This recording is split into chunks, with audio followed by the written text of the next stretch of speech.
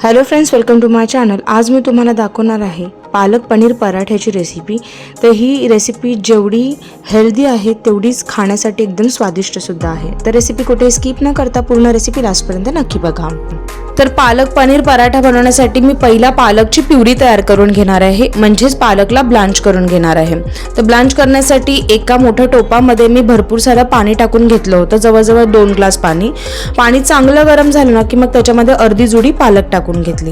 त्या पाण्यामध्ये फक्त 2 मिनिटं पालक ठेवायचं, त्याच्यानंतर त्याला लगेचच त्या गरम पाण्यातून काढून थंडगार पाण्यात टाकायचं। त्यानंतर ह्याला चांगलं मी स्वच्छ धुवून घेतलं आणि त्याच्यातलं सगळं पाणी स्क्वीज करून नितळवून घेतलं, म्हणजे पालक एकदम ड्राय करून घ्यायचा। आणि मग त्याच्यानंतर त्या पालकला मी इथे मिक्सरच्या भांड्यात टाकून घेतलं। आता मिक्सरच्या भांड्यात 2 हिरव्या मिरच्या आणि 3-4 लसणाच्या पाकळ्या टाकून घेतल्या। सर्व जिन्नस एकदम बारीक वाटून घेतले आणि इथे पालकाची प्युरी तयार झालेली आहे।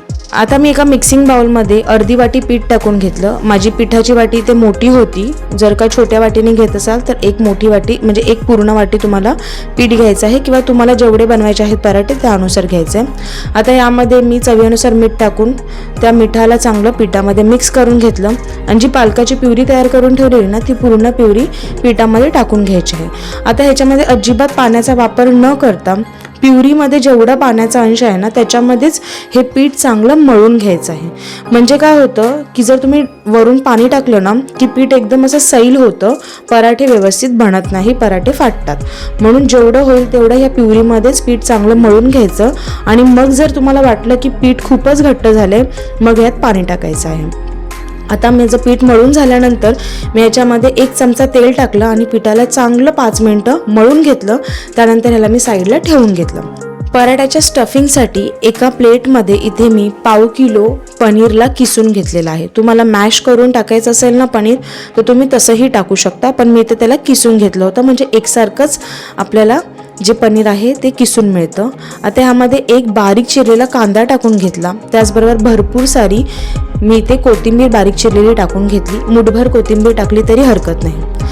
1 ते 1.5 चमचा इथे लाल तिखट मसाला टाकून घेतला, 1 छोटा चमचा धने पावडर, 1 छोटा चमचा जिरे पावडर, 1 छोटा चमचा हळदी पावडर आणि 1 छोटा चमचा आमचूर पावडर टाकून घेतलं। आमचूर पावडर नसेल तर त्याऐवजी तुम्ही इथे चाट मसाला टाकला तरी हरकत नाही आणि चवीनुसार मीठ टाकून घेतलं। सर्व जे जिन्नस आहेत ना त्यांना छान मिक्स करून घ्यायचं। आता जर तुम्ही लगेचच पराठे बनवत असाल ना तर मग तुम्ही मीठ टाकायचं आहे आधीच। जर पराठे बनवायला उशीर असेल तर मीठ लेट टाकायचं आहे, नाही तर मग काय होतं की कांद्यामुळे ना या पराठ्याचं जे मिश्रण आहे त्याच्यामध्ये पाणी सुटतं आणि पराठे फुटतात। म्हणून ज्या टायमाला तुम्ही पराठे बनवणार असाल तेव्हाच त्या स्टफिंगमध्ये मीठ टाकून घ्यायचं। आता मी लगेचच पराठे बनवणार होती म्हणून मी मीठ आधीच टाकलेलं होतं। आता पराठे बनवण्यासाठी मी पालकाच्या पिठाचा एक गोळा घेतला, त्याला थोडंसं सुक्कं पीठ लावून फुलक्याच्या शेपमध्ये लाटून घेतलेलं आहे। म्हणजेच आपण चपातीचं जसं लाटी लाटतो तेवढी लाटी लाटायची आहे, किंवा त्याच्यापेक्षा थोडी छोटी लाटली तरी हरकत नाही। आता या चपातीच्या बरोबर मधोमध मी जी स्टफिंग आहे ना ती टाकून घेतलेली आहे। तर मी इथे टोटल 2 चमचे स्टफिंग घेतली होती। कंजूसी न करता तुम्हाला छान अशी स्टफिंग भरून घ्यायची आहे, तेव्हाच हा पालक पनीर पराठा छान लागतो। आता ज्या कडा आहेत ना त्या बरोबर मध्यभागी फोल्ड करून घ्यायच्या, म्हणजे मी ह्याला चौरस शेपमध्ये पराठा बनवत आहे। जर का तुम्ही त्रिकोण शेपमध्ये बनवायचा असेल किंवा गोलाकार पराठा बनवायचा असेल तर तुम्ही तुमच्या आवडीनुसार बनवू शकता। मी इथे हा पराठ्याला चौरस शेपमध्ये बनवत आहे। तर तुम्ही बघू शकता मी चारी बाजूनी घड्या आतल्या साईडला फोल्ड करून घेतला, त्यानंतर पुन्हा थोडंसं सुक्कं पीठ लावून घेतलं आणि हलक्या हाताने आता मी हा पराठा चारी दिशेने चांगल्या कडांना लाटत असा छान लाटून घेतलेला आहे। पराठा बऱ्यापैकी छान लाटला गेला, फुटला नव्हता। नंतर एकदम ज्या पातळ लाटी व्हायला लागली ना तेव्हा तो फुटायला आला, तर मी लाटणं बंद करून टाकलं। आणि जेव्हा पराठा लाटत असू ना तेव्हा एकदम हलक्या हाताने त्याला लाटायचं आहे। मग मी एका पॅनमध्ये थोडंसं तूप टाकून घेतलं, त्याच्यावरती हा पराठा टाकून घेतला। दोन्ही बाजूनी मस्त या पराठ्याला छान तूप लावून खरपूस असं भाजून घेतलेलं आहे। पराठा एकदम मंद आचेवरती जर तुम्ही भाजाल ना तो एकदम खरपूस आणि एकदम क्रिस्पी भाजला जातो। मला तर खरपूस आणि क्रिस्पी पराठाच खायला चांगला लागतो। तर इथे माझे पालक पनीर पराठे छान इथे रेडी झाल्यानंतर मी त्यांना एका प्लेटमध्ये सर्व केलं।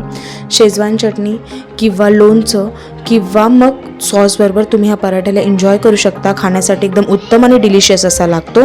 माझ्या पद्धतीने पालक पनीर पराठा घरात नक्की ट्राय करून बघा। रेसिपी आवडली तर चॅनलला लाईक, शेअर, सबस्क्राईब करायला विसरू नका। थँक्यू।